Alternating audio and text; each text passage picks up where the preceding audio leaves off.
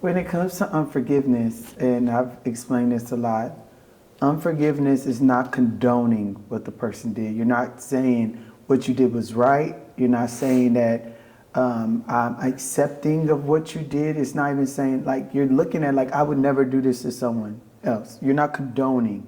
But forgiveness is saying, for me to fulfill my destiny, for me to reach my purpose. You're not forgiving somebody for them. You're doing it for you because you're the one drinking the poison. Mm-hmm. As you saw, every time you had that unforgiveness, it kept a level of resentment and mm-hmm. burden and anger, which led to flunking school, dibbling and dabbling in drugs and going through that life mm-hmm. because of unforgiveness, because of hate that you carried inside.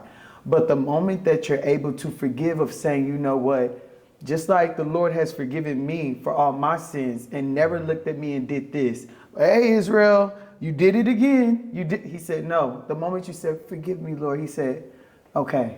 And you said, forgive me again. He says, what are you talking about? I've already forgiven you. Mm-hmm. It's the same thing that the Lord is telling us to do, to give them the same amount of grace, give them the same amount of mercy. And like you spoke about love, I was literally talking to someone about love.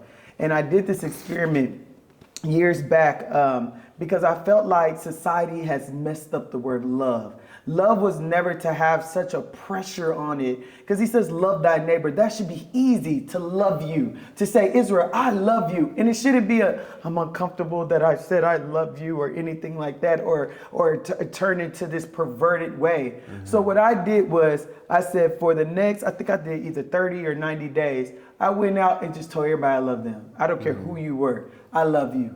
And they would get so, thanks, or I love you too, right? Mm-hmm. Because I said, no, I need to get the power back from the word love. It should not be this difficult that when I tell you I love you, because if you were to pass out right now, I'm going to help you to try to survive, right? I'm going to give you CPR. That's love, right? Mm-hmm. Love is not this, I have to be in love in this intimate relationship with no. I love you. If I care and have compassion and mercy and all these different, that's love.